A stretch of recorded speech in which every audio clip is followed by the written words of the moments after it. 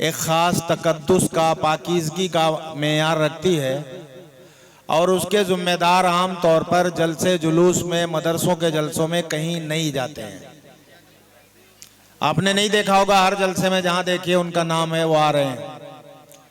ये वाकई आपकी बस्ती वालों के लिए, अब्दुलपुर वालों के लिए बहुत खुश नसीबी, खुशकिस्मती, बड़ी अच्छी किस्मत की बात है कि हम लोगों ने उनसे दरख्वास्त की और वो यहाँ तशरीफ़ लाए और इतनी देर हमें मौका दिया, तकरीबन 2 घंटे हो गए हैं। इस लिहाज से आप उनकी सिर्फ जियारत कर लेंगे तो बहुत अपने को सादतमंद महसूस कीजिए कि कितनी बड़ी नेमत है जो आपको अल्लाह ने अता की। इससे पहले हमारे हजरत मौलाना मोहम्मद सलमान साहब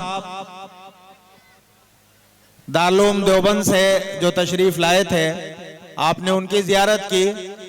वो पूरे मुल्क में हमारे हजरत पीर जुल्फ़कार साहब नक्शबंदी दामत बरकातहुम के सबसे मकबूल और महबूब खलीफा हैं। पूरे मुल्क में तसव्वुफ का, सुलूक का और ख़ास तौर से सिलसिले नक्शबंदिया का जो फैज़ान जारी है, उनके कदमों की बरकत से, उनके वास्ते से वो बिल्कुल बेमिसाल है। मौलाना की शख्सियत का कहीं सिर्फ पहुंच जाना बहुत बड़ी बात है। आपको अंदाजा नहीं, हम लोगों ने 2.5 महीने तकरीबन पहले टाइम लिया था। उस वक्त तक हालात का अंदाजा नहीं था कि आगे क्या क्या प्रोग्राम होंगे। दारुल देवबंद में शूरा का इजलास हो रहा है और मौलाना की वहां बाज़ाब्ता ड्यूटी है। तकरीबन ये तय था कि वो तशरीफ नहीं ला सकेंगे, लेकिन मौलाना ने फरमाया कि चाहे थोड़ी देर के लिए सही, 10-5 मिनट के लिए, अच्छा जी, तो जरूर किसी न किसी तरह हमें यहाँ आना है। आपने जियारत की और आपके सामने जो बातें कही, बड़ा आदमी कहता है कोई बात तो वो बड़ी बात होती है। जो भी अल्फाज कहे उन्होंने, जो जुमले कहे हैं अपने आप में, वो वाकई बहुत बड़ी बात है। मैं एक बार आपके वाले मतलब की बात दोहराता हूं। जलसे का एक मकसद मदरसे वालों के लिए यह है कि चंदा हो। अल्लाह का शुक्र है आपने चंदा दे दिया, मदरसे वालों का तो काम बन गया। मदरसे का दूसरा मकसद है कि बड़े अकाबिरीन, उलमा, बुजुर्गान दीन, औलिया अल्लाह यहां तशरीफ लाएं।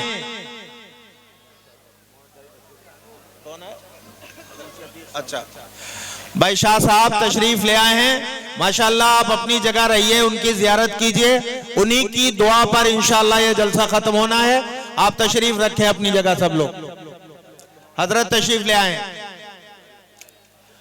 तो हजरात, मैं ये अर्ज कर रहा हूं कि हजरत मौलाना सलमान साहब बिजनौरी दामत बरकातहुम ने जो बात आपके मतलब की फरमाई, उस पर तवज्जो की जरूरत है कि इन जलसों का दूसरा मकसद यह है कि जो बुजुर्ग, जो औलिया अल्लाह, जो अकाबिरीन, जो अल्लाह वाले लोग आपके दरमियान तशरीफ लाते हैं, वो आपको जो नसीहत करते हैं, जो बातें पहुंचाते हैं, आप उन पर कितना अमल करते हैं।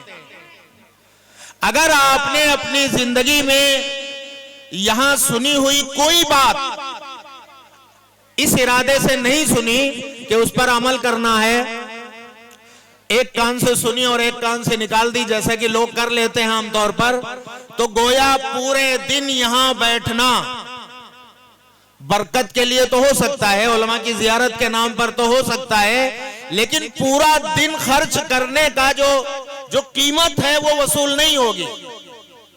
आपकी कीमत जब वसूल होगी जब आप यहां से एक आध बात, कोई ना कोई पैगाम, कोई ना कोई नसीहत और इबरत की चीज लेके जाएं और तय करें कि आज से हम अपनी जिंदगी में इसको अपनाएंगे। कुछ ना कुछ तब्दीली आनी चाहिए। मौलाना ने इशारे किए थे कि इस मुल्क में मुसलमानों के लिए मसाइल बहुत बढ़ गए हैं। मुसलमानों को मुसलमान की हैसियत से जिंदा रहना कितना मुश्किल है, आप सब जानते हैं, जितना दूसरे जानते हैं आपको भी अंदाजा है। इन हालात में हमारे अंदर कुछ न कुछ तब्दीली आनी जरूरी है।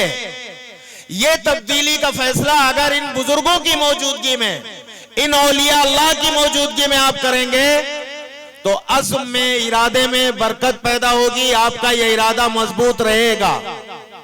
तो मैं आपसे फिर ये दरख्वास्त कर रहा हूं एक बार कि सारे लोग मिलकर अल्लाह के सामने अपने रब से अहद करें कि इस जलसे के बाद हम अपनी जिंदगियों में कुछ न कुछ बदलाव, कुछ न कुछ तब्दीली जरूर करेंगे और अपने को दीन पर चलाने की कोशिश करेंगे।